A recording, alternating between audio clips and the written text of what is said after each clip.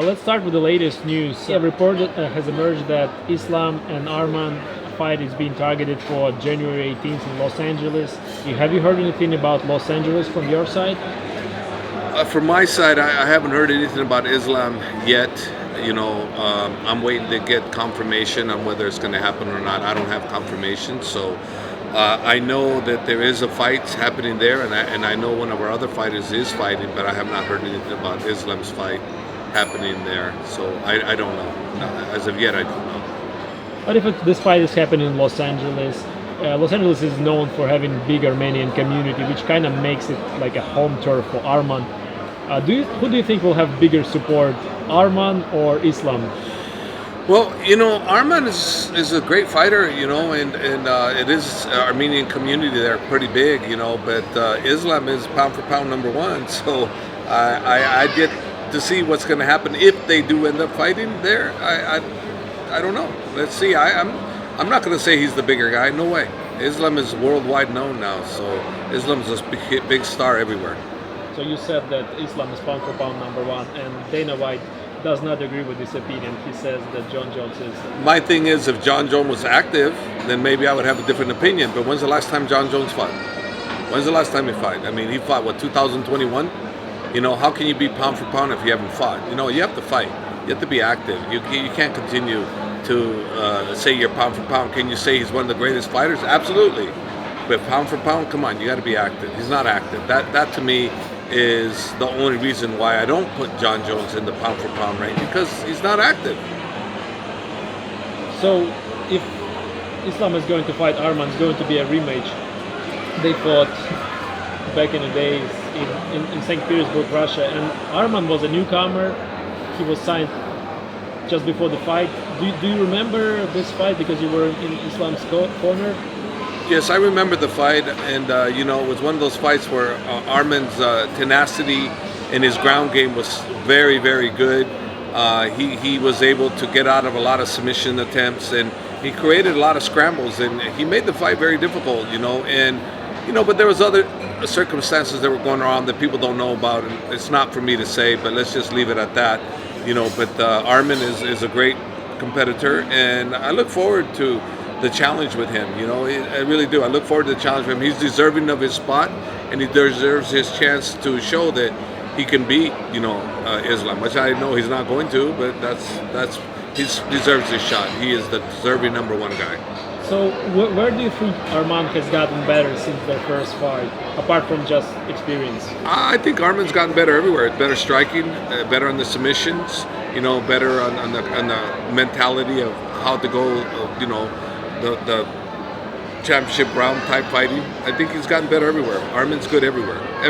There isn't really a weak area in my opinion. He's very strong everywhere.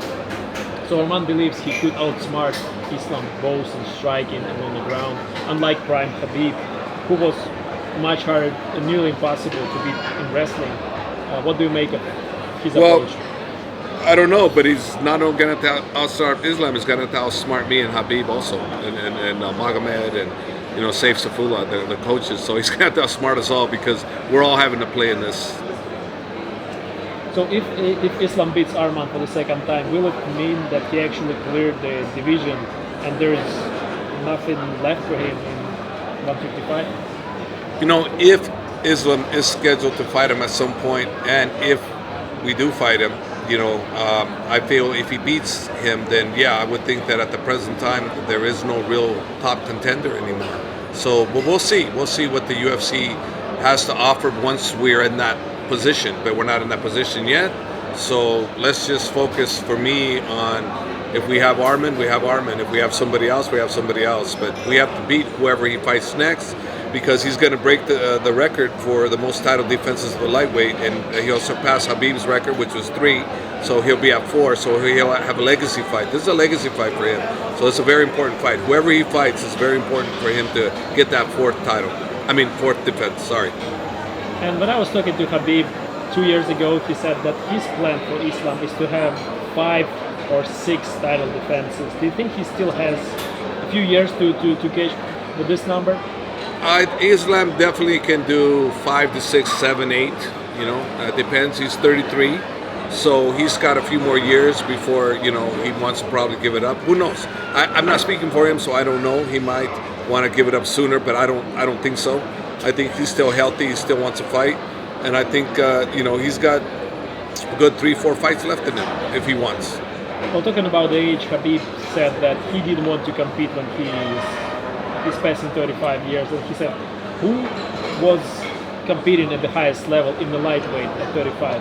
After 33, you have a few more fights and then you should retire. That's his opinion. Obviously not saying that's Islam's opinion, but can you think of anyone who was fighting at the highest level? I'm trying to think of that in the lightweight division. I cannot come up with one that was fighting at the top of the game at the 35 plus. No, I cannot. I'm not saying it can't happen, but I cannot think of anybody that's fighting that level. But it's like obvious. Khabib's had it in his mind through his father, the great one, that 35 is when you should call it quits, and Khabib basically, had that in his mind through his father, and that's where he's at. And in logical sense, you do start losing after 35, everything starts going downhill.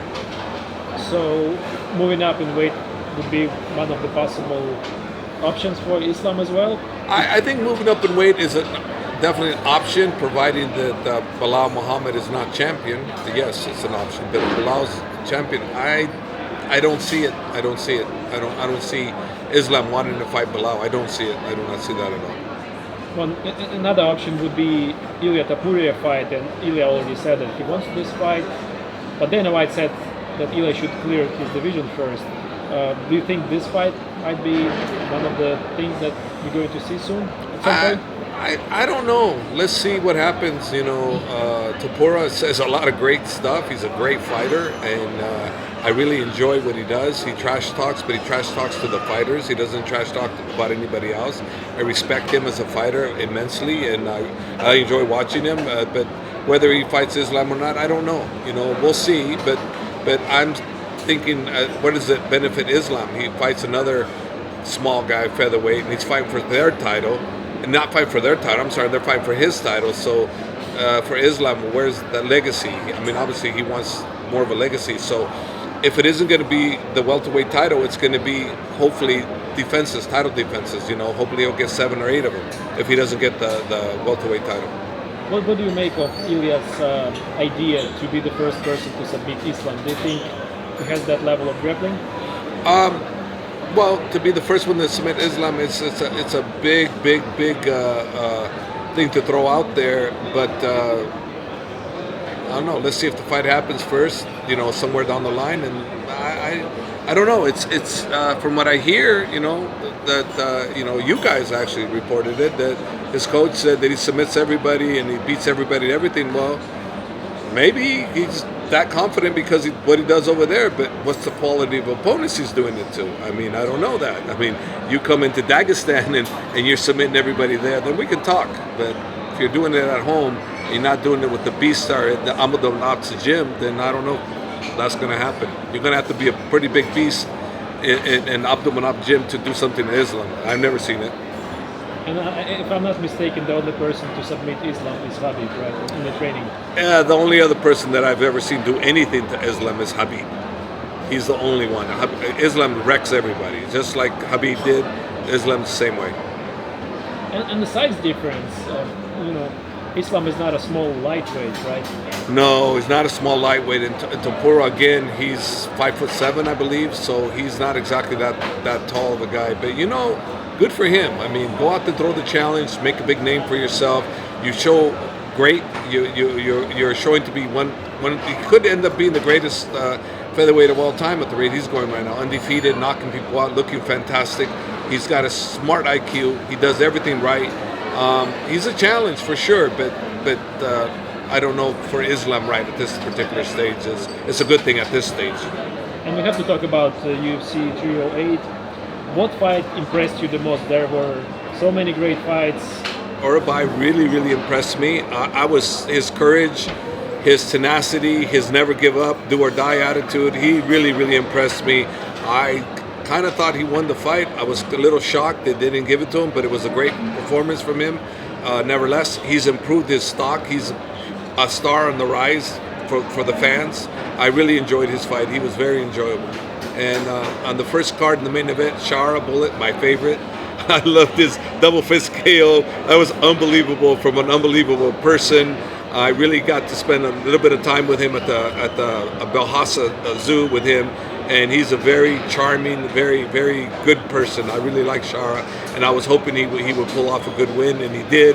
Very impressed. Ankalaev, Ankalaev is a great fighter, a great fighter. I was hoping I would see his greatness come out more because he's better than what he's shown, and he's a great striker, but I've seen more in his game. So I'd love to see what Ankalaev can do when he fights for the title. So hopefully that'll come soon for him. I don't know when, but hopefully that'll come.